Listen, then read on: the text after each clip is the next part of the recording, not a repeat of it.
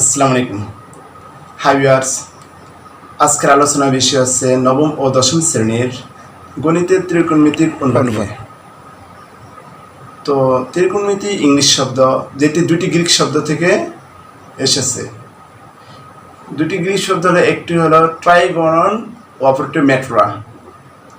এই দুটি শব্দের থেকে যে ত্রিকোণমিতি অর্থের উদ্ভব হয়েছে তার অর্থ হচ্ছে ত্রিকোণমিতি বা ত্রিভুজের পরিমাপ, অর্থাৎ ত্রিভুজের কোণের পরিমাপ বা কোনো বিষয়ের কোনো পরিমাপ সম্পর্কে আলোচনা করা হলো ত্রিকোণমিতি। তো ইউক্লিড, আর্কিমিডিস ও বিভিন্ন গণিতবিদ এ সম্পর্কে ধারণা দিয়েছেন। তো আধুনিক যুগে এ ব্যবহার অনস্বীকার্য। প্রাচীনকালের মানুষেরা নদীর এক পাশে দাঁড়িয়ে অপর প্রান্তের প্রস্থ নির্ণয় করতে পারত। তারপর আবার কোনো গাছের ছায়া উপর ভিত্তি করে তার উপরের যে কত ডিগ্রি কোণ উৎপন্ন সেটা নির্ণয় করতে পারত। এভাবে বর্তমানে জ্যামিতির ক্ষেত্রে এই ত্রিকোণমিতি খুবই অপরিসীম, অর্থাৎ গুরুত্বপূর্ণ ভূমিকা পালন করে আসছে। তো নামটা দেন হিপ্পারচাস। আর যে শব্দটি সর্বপ্রথম ব্যবহার করেন ভারতীয় গণিতবিদ ভট্টাচার্য।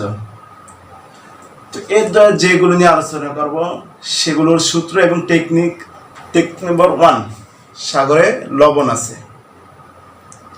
অর্থাৎ এর মানে কি, সাগরের অর্থ সাইন, লবণ মানে লম্ব, আছে মানে অতিভুজ। তাহলে এই টেকনিকটা সহজে মনে রাখলে ত্রিকোণমিতি সহজে অন্যান্য অপর একটা সূত্র সহজে মনে রাখতে পারা যাবে। অর্থাৎ এটা সহজে করার জন্য এই টেকনিক না আলোচনা করা হলো। তারপর কবর ভূত আছে, অর্থাৎ এ দ্বারা বোঝায় cos θ ইকুয়াল ভূমি বাই অতিভুজ। তারপরে কসের বিপরীত হলো সেক, যেটা দেখানো হয়েছে সাইনের বিপরীত কসেক। আর একটা হলো টেরা লম্বা ভূত, এর দ্বারা বোঝায় tan θ ইকুয়াল লম্ব বাই ভূমি। আর টেনের বিপরীত হলো কট।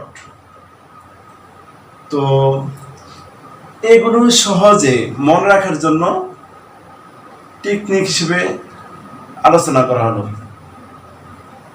অন্যথায় এগুলো অনেকে মনে রাখতে পারে না। এই টেকনিক অনুসারে পড়লে সহজে মনে রাখা যায়। যেমন সাগরে লবণ আছে, সাগর মানে সাইন, লবণ মানে লম্ব, আছে মানে অতিভুজ। এভাবে প্রতিটা লেখা আছে। আর সাইনের বিপরীত কসেক, এটা মনে রাখতে হবে। তারপরে অঙ্ক করার ক্ষেত্রে এগুলোর পাশাপাশি এগুলো সবচেয়ে বেশি প্রয়োজন।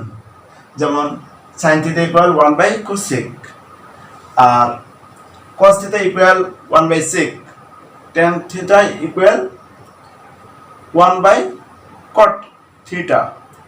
তাহলে এই যে সাইনের বিপরীত cosec, আবার cosecও সেম হয়ে যায়। যেমন cosec ইকুয়াল 1/sin θ, sec এর বিপরীত 1/cos θ, tan এর cot এর বিপরীত 1/tan θ, tan θ আবার কি sin θ বাই cos θ। তাহলে cot θ ইকুয়াল হবে কি cos θ বাই sin θ। আরেকটা সূত্র প্রয়োজন, যেগুলো sin square θ plus cos square θ equal 1। এটাতে আরো দুইটা করা যায়। কেমন? cos square equal 1 minus sin square, sin square equal 1 minus cos square. আবার আছে sec square minus tan square equal 1। তারপরে এটা দিয়ে আবার দুইটা করা যাবে, সেটা কি sec square equal 1 plus tan square, আবার tan square equal sec square minus 1। আরেকটা সূত্র হচ্ছে কি cosec square minus cot square equal 1।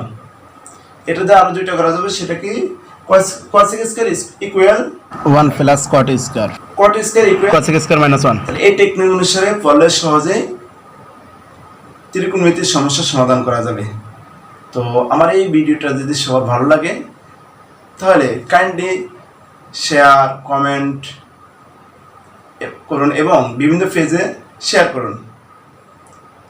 আর যারা নতুন ভিউয়ার্স কাইন্ডলি আমার চ্যানেলটি সাবস্ক্রাইব করুন আর গঠনমূলক মন্তব্য করুন।